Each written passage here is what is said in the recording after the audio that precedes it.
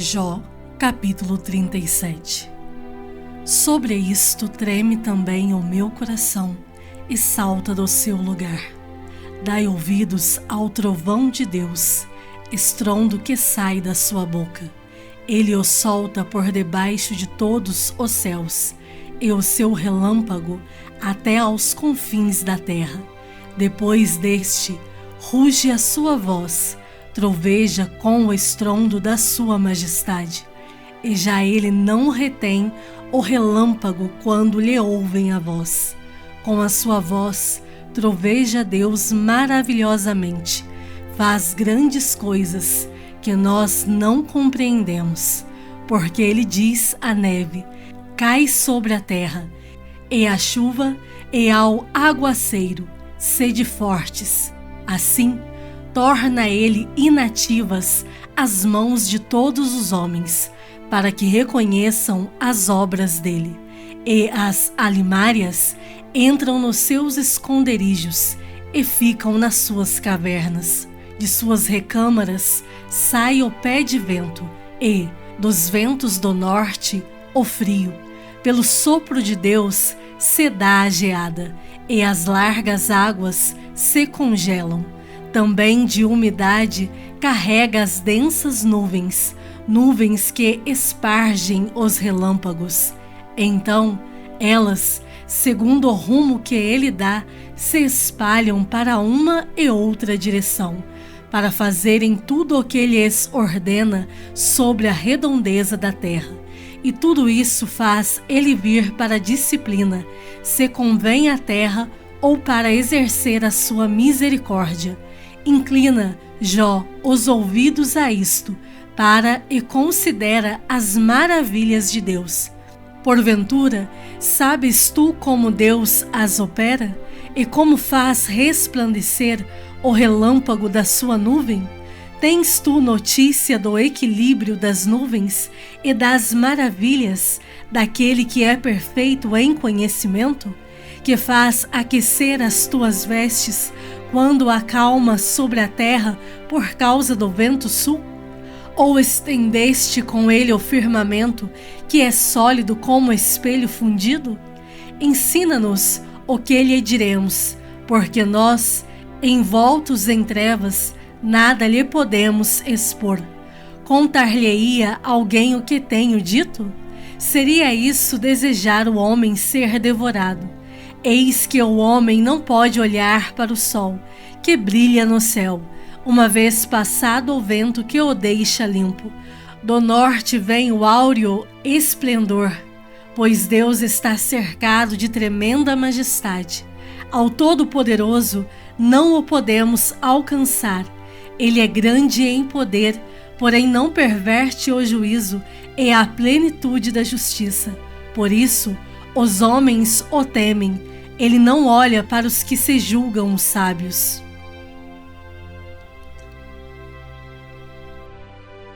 Jó, capítulo 38. Depois disto, o Senhor, do meio de um redemoinho, respondeu a Jó: quem é este que escurece os meus desígnios com palavras sem conhecimento? Cinge, pois, os lombos como homem, pois eu te perguntarei e tu me farás saber. Onde estavas tu quando eu lançava os fundamentos da terra? Dize-mo, se tens entendimento. Quem lhe pôs as medidas, se é que o sabes? Ou quem estendeu sobre ela o cordel, sobre que estão fundadas as suas bases? Ou quem lhes assentou a pedra angular, quando as estrelas da alva, juntas, alegremente cantavam e rejubilavam todos os filhos de Deus? Ou quem encerrou o mar com portas, quando irrompeu da madre? Quando eu lhe pus as nuvens por vestidura e a escuridão por fraldas? Quando eu lhe tracei limites e lhe pus ferrolhos e portas, e disse: até aqui virás e não mais adiante, e aqui se quebrará o orgulho das tuas ondas? Acaso, desde o dia que começaram os teus dias, deste ordem à madrugada, ou fizeste a alva saber o seu lugar, para que se apegasse às orlas da terra, e desta fossem os perversos sacudidos? A terra se modela como barro debaixo do selo, e tudo se apresenta como vestidos. Dos perversos se desvia a sua luz, e o braço levantado para ferir se quebranta. Acaso entraste nos mananciais do mar? Ou percorreste o mais profundo do abismo? Porventura te foram reveladas as portas da morte? Ouviste essas portas da região tenebrosa? Tens ideia nítida da largura da terra? Dize-mo, se o sabes, onde está o caminho para a morada da luz? E, quanto às trevas, onde é o seu lugar, para que as conduzas aos seus limites e discernas as veredas para sua casa? Tu o sabes, porque nesse tempo eras nascido, e porque é grande o número dos teus dias. Acaso entraste nos depósitos da neve e viste os tesouros da saraiva, que eu retenho até ao tempo da angústia, até ao dia da peleja e da guerra? Onde está o caminho para onde se difunde a luz e se espalha o vento oriental sobre a terra? Quem abriu regos para o aguaceiro, ou caminho para os relâmpagos dos trovões, para que se faça chover sobre a terra, onde não há ninguém, e no ermo em que não há gente, para dessedentar a terra deserta e assolada, e para fazer crescer os renovos da terra? Acaso a chuva tem pai? Ou quem gera as gotas do orvalho? De que ventre procede o gelo? E quem dá à luz a geada do céu? As águas ficam duras como a pedra, e a superfície das profundezas se torna compacta. Ou poderás tu atar as cadeias do sete estrelo, ou soltar os laços do Orion? Ou fazes aparecer os signos do zodíaco, ou guiar a ursa com seus filhos? Sabes tu as ordenanças dos céus? Podes estabelecer a sua influência sobre a terra?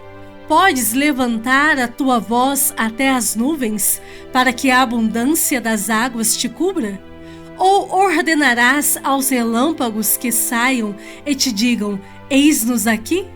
Quem pôs sabedoria nas camadas de nuvens? Ou quem deu entendimento ao meteoro? Quem pode numerar com sabedoria as nuvens, ou os odres dos céus?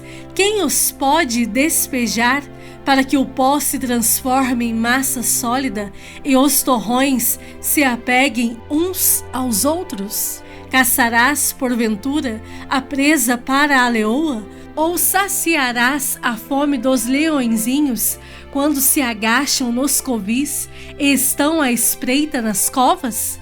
Quem prepara aos corvos o seu alimento quando os seus pintainhos gritam a Deus e andam vagueando por não terem que comer?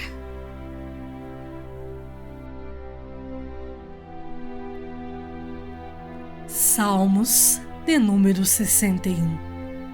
Ouve, ó Deus, a minha súplica, atende a minha oração. Desde os confins da terra clamo por ti, no abatimento do meu coração. Leva-me para a rocha, que é alta demais para mim, pois tu me tens sido refúgio e torre forte contra o inimigo. Assista eu no teu tabernáculo para sempre, no esconderijo das tuas asas eu me abrigo, pois ouviste, ó Deus, os meus votos, e me deste a herança dos que temem o teu nome. Dias sobre dias acrescentas ao rei. Duram os seus anos, gerações após gerações. Permaneça para sempre diante de Deus. Concede-lhe que a bondade e a fidelidade o preservem. Assim, salmodiarei o teu nome para sempre, para cumprir, dia após dia, os meus votos. Lucas, capítulo 24. Mas, no primeiro dia da semana, alta madrugada, foram elas ao túmulo, levando os aromas que haviam preparado. E encontraram a pedra removida do sepulcro. Mas, ao entrarem, não acharam o corpo do Senhor Jesus. Aconteceu que, perplexas a esse respeito, apareceram-lhes 2 varões com vestes resplandecentes.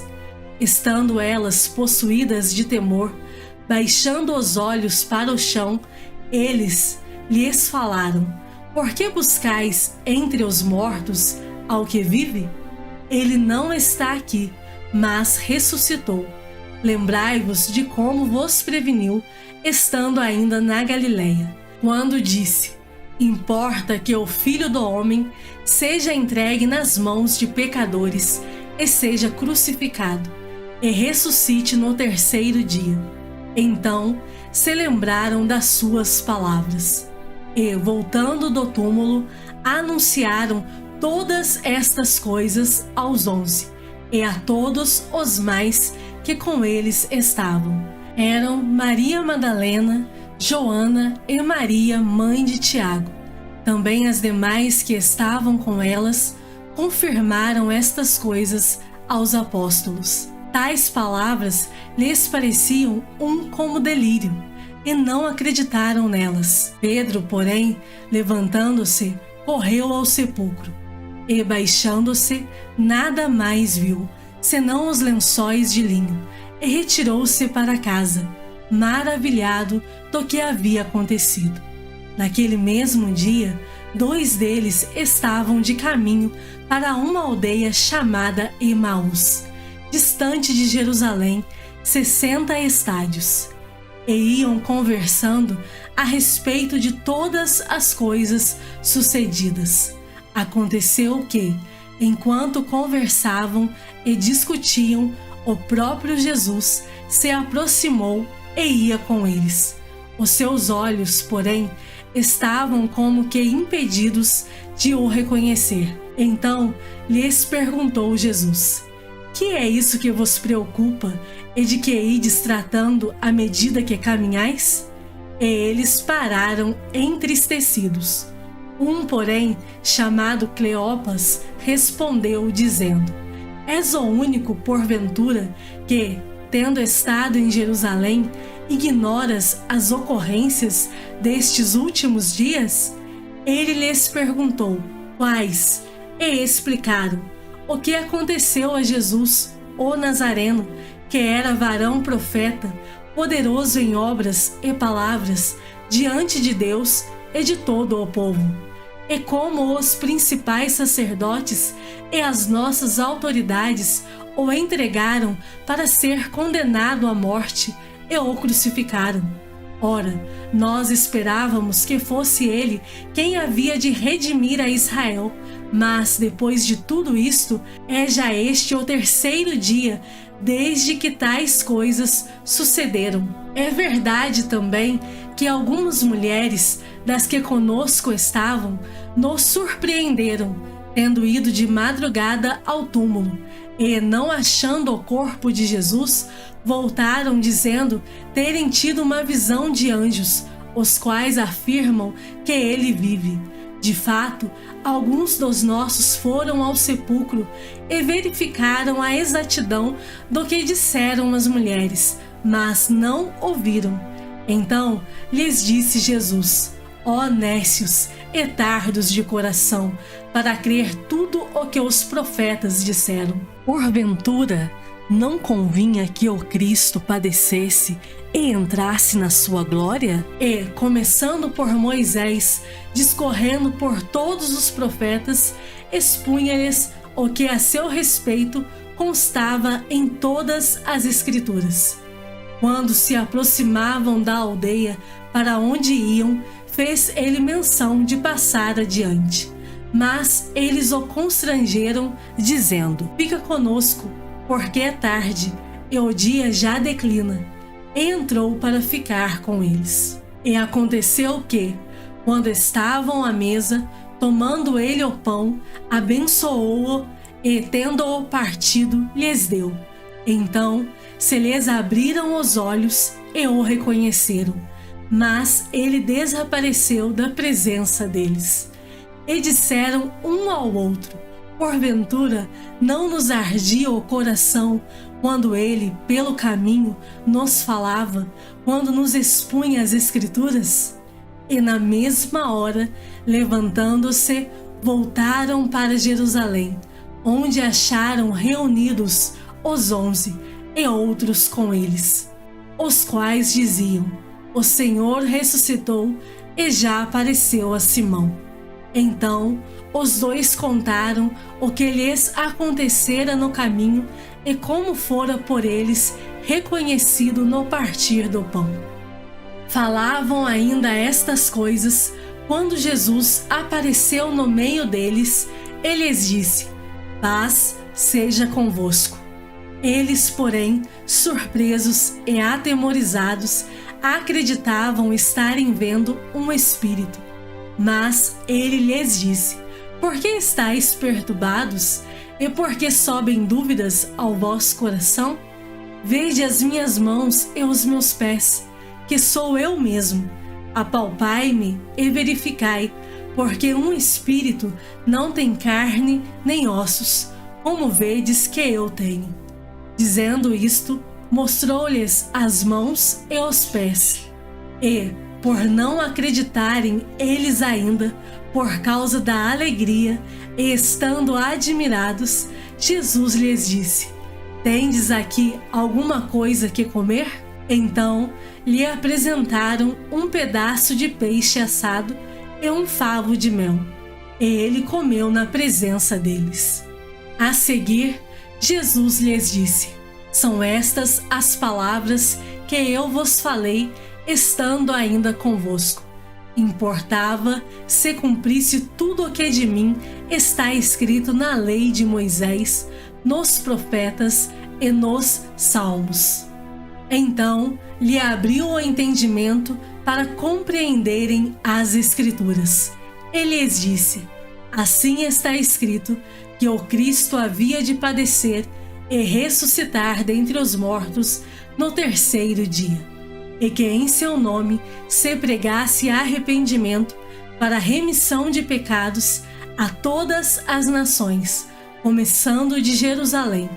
Vós sois testemunhas destas coisas. Eis que envio sobre vós a promessa de meu Pai. Permanecei, pois, na cidade, até que do alto sejais revestidos de poder. Então os levou para Betânia e, erguendo as mãos, os abençoou. Aconteceu que, enquanto os abençoava, ia se retirando deles, sendo elevado para o céu. Então eles, adorando-o, voltaram para Jerusalém, tomados de grande júbilo, e estavam sempre no templo, louvando a Deus.